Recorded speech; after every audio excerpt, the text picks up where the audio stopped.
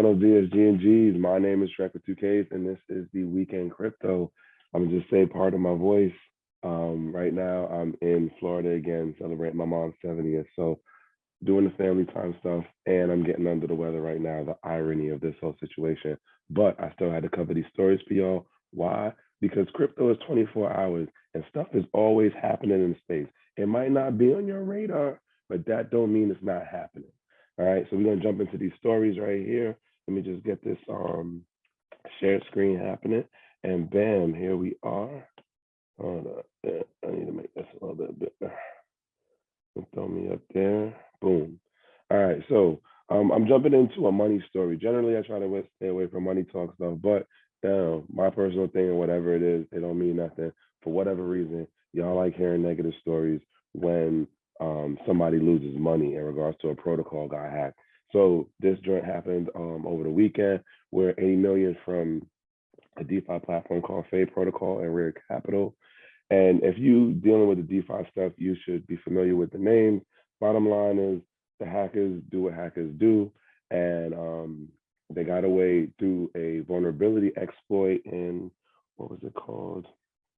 Reentrancy weakness. I don't know exactly what that means. I'm gonna have to follow up on this later to get a little bit more understanding.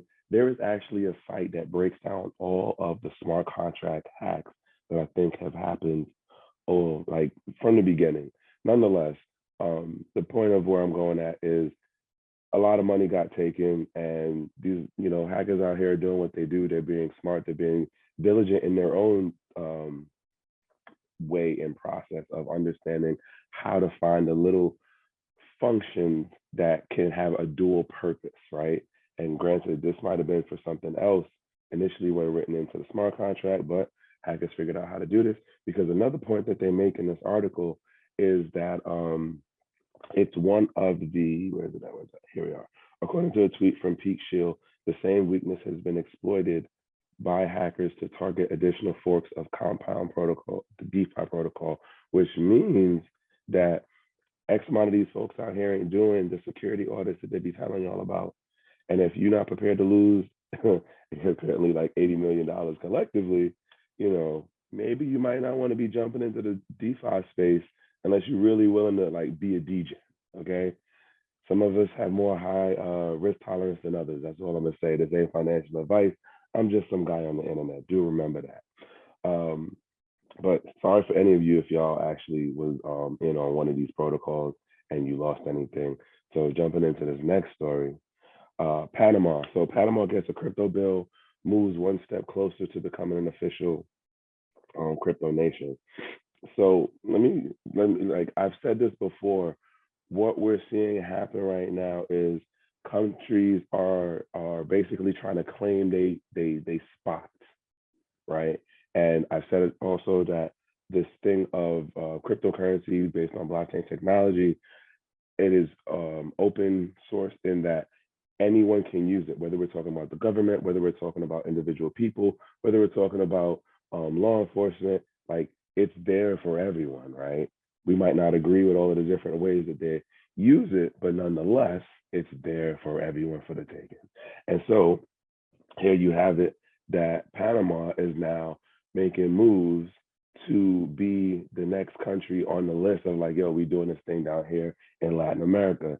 And if you've been in Latin America, you understand that like X amount of the population you operates in their local fiat. Panama is one of those countries though where there's a lot of international folks walking around Panama City speaking English and making moves financially. It's actually one of the countries on my bucket list.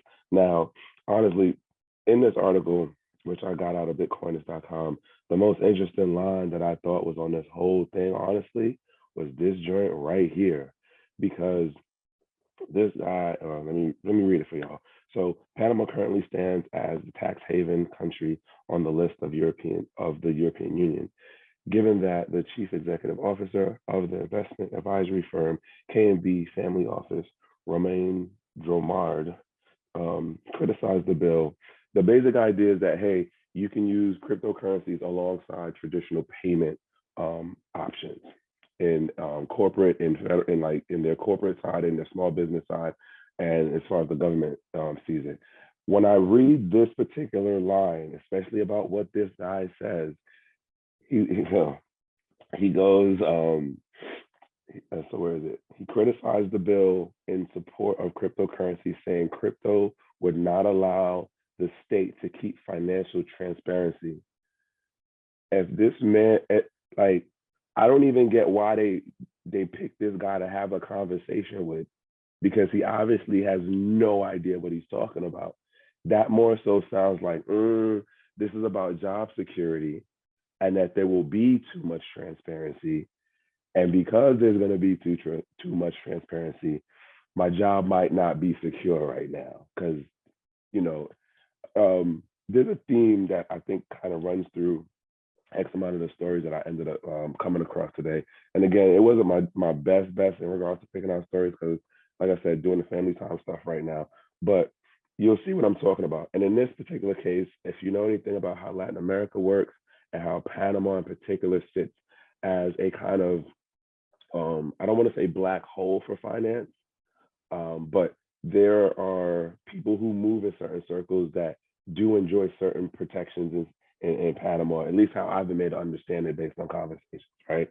And so this guy right here has no idea what he's talking about to say that it would lead to Panama, the state not having transparency over what's going on. That's the issue. It's going to lead to transparency, which means he might have a job security issue. Last thing to point out in this article is where did he go? He also says this thing of pointed out that what is it? It will take years for traditional companies to use blockchain technology. Banks' role is also unclear for now.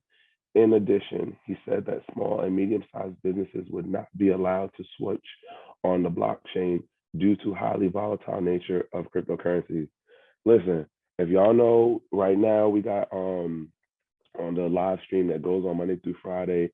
King is a special sponsor, is the Icon hard wallet right now. It literally comes with a printer that you could print off a QR code. If you a small business, it's just like print, ooh, put it on the cash register. People who got it, like this whole thing of like, how are you just gonna stop people? Like I said, this technology is open source and available to all in different ways, right? Depending on how technically savvy you are, to where there's like some easy kind of just plug and play stuff to go with. These people who are experts and who have fancy titles, I'm gonna argue are gaslighting y'all out there. But I'm gonna jump into this next story, right? Uh, Sorry again on the voice. It's been a heck of a couple of days, right? But nonetheless, so jumping into this next one, Singapore tightens the process to approve crypto license. So, as I've been saying for like months now, the OFAC, sorry, the OFAC report came out last October, and so did the IMF report that basically was like, hey, countries need to start throttling the business and the public like speculative side of cryptocurrency adoption. You're going to do it through legislation, and you're going to do it through X amount of like fear campaigns. That's basically what they said. It was fear campaigns. They didn't word it that way, but it was fear campaigns. And so this right here is nothing new. If you are over in Singapore, and if you've ever been through Singapore, you know it's money that also flows through Singapore too. It's a lot of Westerners in Singapore. It's a good party city too, honestly. But nonetheless, the idea of what they're doing here is they're looking to tighten regulations around businesses that are coming into Singapore. Funny enough, I know a number of businesses that are crypto related to operate out of Singapore. But this is more targeted towards, oh man, sorry, the so sorry, I didn't get to highlight this one, but they're basically looking at the finance side companies. And so what's interesting too is like, if you look at what's going on here in the States, who's the one doing it the most? New York. New York was the first one to jump out the gate with, hey, you got to have a license to operate here. Singapore is kind of trying to play the same game too. I don't know how well it will actually work out in their favor, but we'll see. I've definitely heard people talk about how Singapore is like one of the options of places you can go out in the what is that, the Asian Pacific area, Asia Pacific area. Um, but it doesn't mean it's the only option. Nonetheless, so let me just run through real quick. Yeah, so like I said, they wanted to crack down on the exchanges and cryptocurrency advertisement and the ATM operators, which is what the UK was doing last month. I mean, listen, again, the technology out here, you can only do but so much. And then if you're considered a financial hub, your other issue is what do you now have to be in competition with the other countries who are actually pushing for the adoption. So I would argue this probably be around for another couple of months, and then they're gonna have to switch their tune up. All right, switching to this next story. Oh man, I got one more to go. Sorry, cutting this short on how it is. So here it is that this is a Walmart owned flip cart to start testing Web3 metaverse expansion. So this is not going to be over here in the States. This is basically an Indian e-commerce giant that Walmart owns as far as like a, what does it say? This is like the Indian version of Walmart in the e-commerce setup, Flipkart. Um, and so the basic idea here, what was the one? There was one or two interesting lines that actually got me.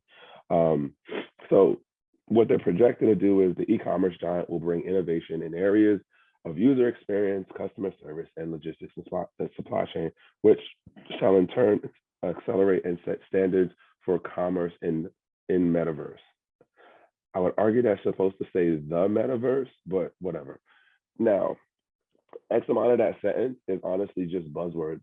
They're just throwing out, like word salad on stuff, but it's buzzwords. Customer service, we're going to do logistics and supply, blah, blah, blah. I think the more interesting part of that sentence is, and this might be of where the author put that in there that way, but the idea of standards of commerce in the metaverse, that's going to be, sorry, y'all, that's going to be the new push when it comes to the metaverse thing. You're going to start to notice it. I would argue over the next 3 years, and it'll be real heavy in the next like year and a half or so. Of it's going to be who's pushing it the best to like have the better UX, but also on the back end how the end user actually deals or interfaces with the technology, right? And then the rules and the policies behind what is the proper way to do it in the metaverse, what is the corporate way to do it in the metaverse versus what is the degen way to do it in a degen type of metaverse. That I would argue that's one of the things that you're going to start noticing more pick up. There's going to be a lot more standardization talk. And I'm not going to lie, like I am skeptical of when people start talking about standardization and how that plays into this whole thing of technology, in part because it's going to lead to some exclusion. Make no mistake about it. It's going to lead to some exclusion. I'm definitely looking at the space and seeing certain things where I'm hearing that switch of inclusive talk over to exclusive talk. So yeah. Last thing in regards to this article, which was it? Walmart had been silently planning to enter the metaverse. See what I'm saying? Like they said, there. Like I don't understand. Whatever. With plans to create its own cryptocurrency and collection of NFT. Sorry, non-fungible. Yeah, NFTs. Developments had started at the end of last year, as it had already started its trademark process. So again, as we say, like when you hear the news, this doesn't mean that doesn't mean it started today. This was something that was either months or years in the process. And then now they're like, oh yeah, we got to remind you, we're doing this thing and it's going to be dope and you're going to want our product. It's marketing, right? That's what it is. So this is about brand association of Walmart and blockchain technology, i.e. the metaverse. Anywho, jumping on, in this last story. And so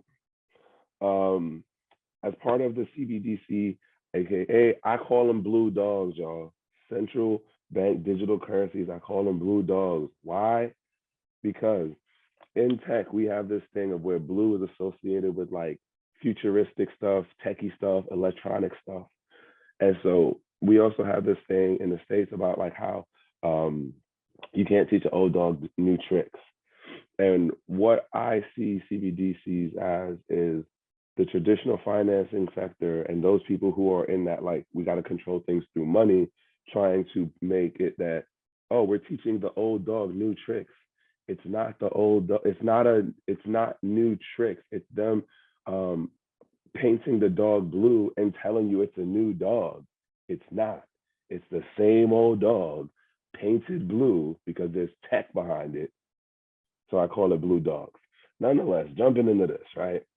If any of y'all remember or was paying attention, I think it was 21, or it might have been in 20 when they did. Sorry about that. When they did their first test on testing out the CBDC, and this was like when we were over here going through the craziness of C19 in that like 20 towards the end of 20 into 21. China was over there doing their own thing, testing out their CBDCs, and they did it by basically saying, listen, like, just download the app and we're gonna push the funds to you. And the people was for it. So this whole thing about like how the what is it, the CCP is against crypto? No, they've been doing their own testing thing for a while now. I'm sorry, I'm not jumping into the article per se itself, but the point being is that they're pushing, they already set up the legal structure side of it. So now it's the way of how they're introducing it into the masses, into the public. And if you know anything about WeChat, you know this is a part of that too. Anywho, I'm cutting it close right now. I'm gonna cut it short. Let me just say, this is the weekend crypto. The whole idea behind this is catching the stories that happened on the weekend when y'all out there living life and doing what y'all do, right? And like I keep saying, it's not that things don't happen on the weekend. It's just, what are you paying attention to? If you out there living life, that's why I'm here. Trek with 2Ks, putting stuff out here on the Gentleman of Crypto, and I'm catching up the weekend for y'all. Nonetheless, definitely check out the lineup of folks that we got, because we definitely coming in this like, we coming in this joint like death, bro. Dead ass, y'all. Like, we got something for everybody. If you into NFTs, if you into the whole trading, flipping, like, learn about all that stuff, we got somebody. Check out the website and you can definitely see what the lineup is. Again, Monday through Friday at the 10ish hour is the live stream that comes on. And then we got the pre-recording and some live stream stuff happening Monday through Friday, pretty much. Anywho, I'm Trek with 2Ks, and this is the Gentleman of Crypto, and this is a segment called Weekend Crypto. So other than that, y'all, have a good week. One.